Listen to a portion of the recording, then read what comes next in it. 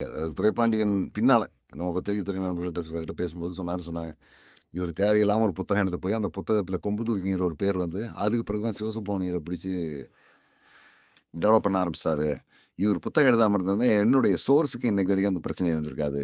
அப்படின்னு அவரு ஃபீல் பண்ணதா சொன்னாங்க. அதுதான் விஜயகுமார் எழுதின அந்த நூல் தான் எனக்கு ஒரு அவுட்லைன் கிடைச்சது. அதிலிருந்து தான் நான் அப்படியே ஃபாலோ பண்ண ஆரம்பிச்சேன். இல்லன்னா, இது ரொம்ப சிரமம் தான். இந்த அளவுக்கு இது வந்திருக்குமா அப்படிங்கிறதுக்கு உத்தரவாதம் கிடையாது. இப்போ அடுத்ததா இவரு உங்க நிறுவனம் சைட்லேருந்து உங்களுக்கு எந்த இல்ல. அடுத்ததா இவங்க 2 பேருடைய பிரச்சனைகள்னால 3வதா என்னுடைய நிறுவனம் சார்ந்தது. அவருக்கு என்னன்னா, ஆ வாழ்ந்தா கல்யாணம் வீடுனா மாப்பிள்ளையா இருக்கணும், இளவு வீடுனா பணமா இருக்கணும் அப்படிங்கிற மாதிரி ஒரு மைண்ட் செட்ல அதே மாதிரி தான் நடந்துட்டு இருக்காரு. தொடர்ந்து என் மேல இதுவரைக்கும் ஒரு 4 வழக்குன்னு போட்டிருக்காரு. நான் ஆங்கிலத்தில ஒரு நூல் எழுதி வெளியிட்டவுடனே, அந்த நூலுக்கு சென்னை உயர்நீதிமன்றத்தில தடை உத்தரவு இருக்கிறதா கொண்டு போய் பெங்களூர் உயர்நீதிமன்றம் ஒரு இடைக்கால தடை வாங்கினாரு.